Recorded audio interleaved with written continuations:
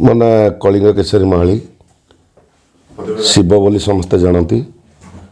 ବାସଳତା ଗ୍ରାମ ପଞ୍ଚାୟତ ତରଫରୁ ମୁଁ ସରପଞ୍ଚ ପ୍ରାର୍ଥୀ ରୂପେ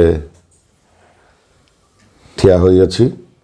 ଆଗରୁ ସରପଞ୍ଚ ଥିଲି, ତାପରେ ପରେ ମୋ ସହଧର୍ମିଣୀ ମଧ୍ୟ ସରପଞ୍ଚ ଥିଲେ ବାସଳତାର।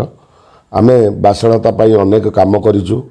ଆମ ସ୍କୁଲ ପାଇଁ କାମ କରିଛୁ, ଗ୍ରାମବାସୀମାନଙ୍କ ପାଇଁ କାମ କରିଛୁ। ଆମର ମୁଖ୍ୟ ସମସ୍ୟା ଗୁଡ଼ାକ ଯେଉଁ ଗୁଡ଼ାକ ଥିଲା, ଆମର ରାସ୍ତାର ଅସୁବିଧା ଥିଲା ଏବଂ ପୋଡ଼ାନାଳରେ ଗୋଟେ ବ୍ରିଜର ସମାଧାନ ଆମେ ମଧ୍ୟ କରିଛୁ। 7 କୋଟି 8 କୋଟି ଟଙ୍କାର ଟେଣ୍ଡର ମଧ୍ୟ ସରିଛି ଏବଂ ଗାଁ ପାଇଁ ବଗିଚା ମଧ୍ୟ କରିଛୁ।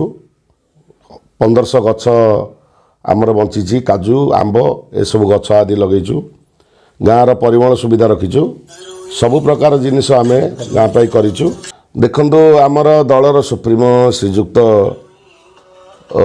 ଆମର ଦେବୀ ପ୍ରସାଦ ମିଶ୍ର ଆମର ବିଧାୟକ, ପ୍ରିୟ ବିଧାୟକ ଏବଂ ଆମର ଅଛନ୍ତି ସାଥିରେ ତାଙ୍କର କର୍ମୀମାନେ ଏବଂ ଯଦି ସୁଯୋଗ ଆସେ ହାତ ଛଡ଼ା କରିବି ନାହିଁ।